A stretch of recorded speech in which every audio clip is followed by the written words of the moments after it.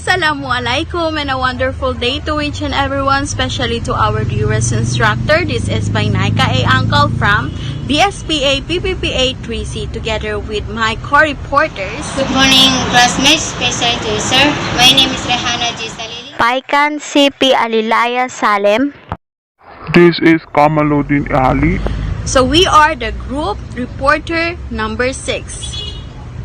In this video, we are going to discuss the topic about continuous random variables. But before we get to the proper discussion of the topic itself, let us first know the objectives of this report or this discussion. By the end of this discussion, hopefully, we will be able to recognize and understand the probability density functions in general and recognize the uniform probability distribution and apply it appropriately.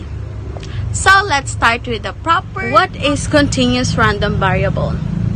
So a continuous random variable is a random variable that take an infinite uncountable number of possible values, typically measurable quantities. When we say the word infinite, it means it's endless. In fact, a continuous random variable has its characteristics, and those are: 1.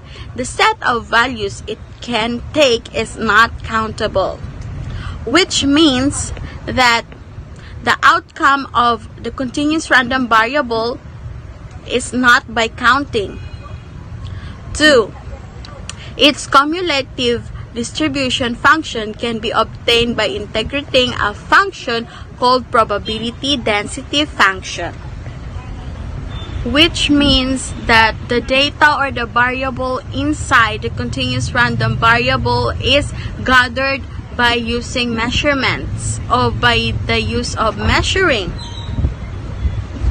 Let's say, for example, the height, the weight, a measurement of a time between a distance, or even a body temperature, as long as it is gathered using measuring, which means that the data or the variable inside the continuous random variable is gathered by using measurements or by the use of measuring.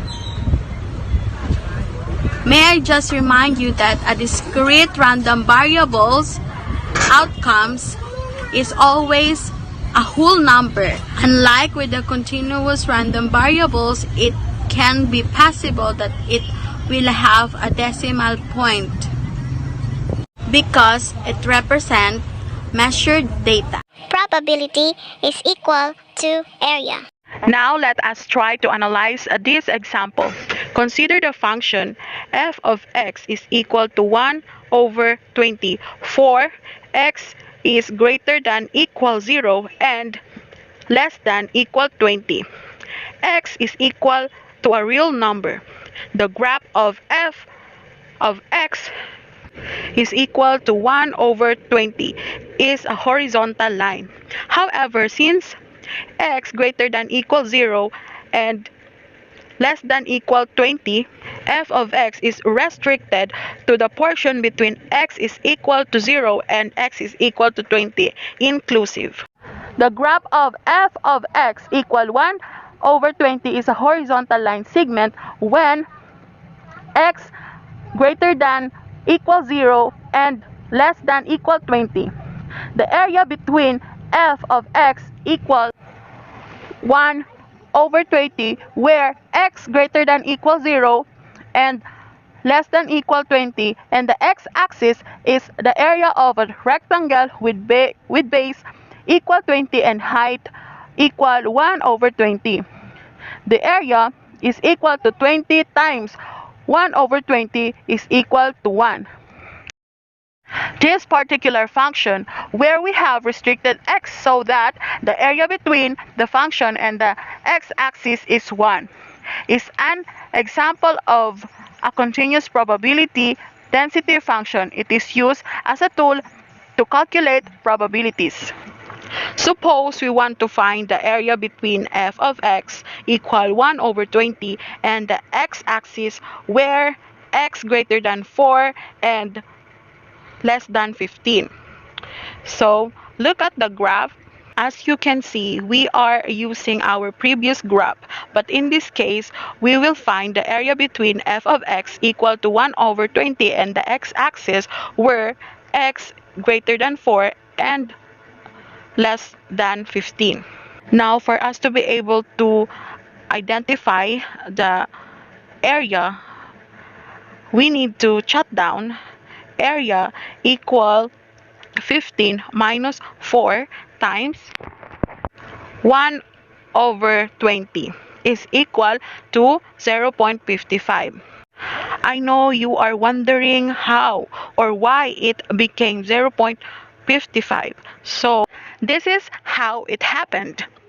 So 15 minus 4 equals 11, and 11 times 1 over 20 is 11 over 20.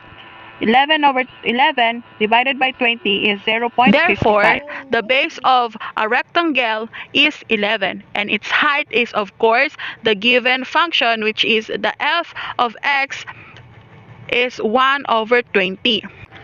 As we can see, the area corresponds to the probability. Probability x greater than 4 and less than 15 is equal to 0.55. Here's another example.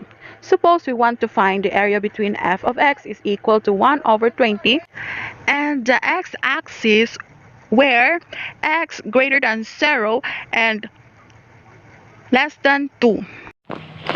So the area is equal to 2 minus 0 times 1 over 20 is equal to 0.1.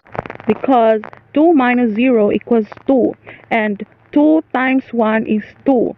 Just copy the 20 below and with 20, and its outcome is 0.1, which is our area. So the base of the rectangle in this problem is 2 and its height is 1 over 20. The area corresponds to the probability. The probability that x is between 0 and 2 is 0, which can be written mathematically as probability x greater than 0 and less than 2 equal probability x is less than 2 equal 0.1.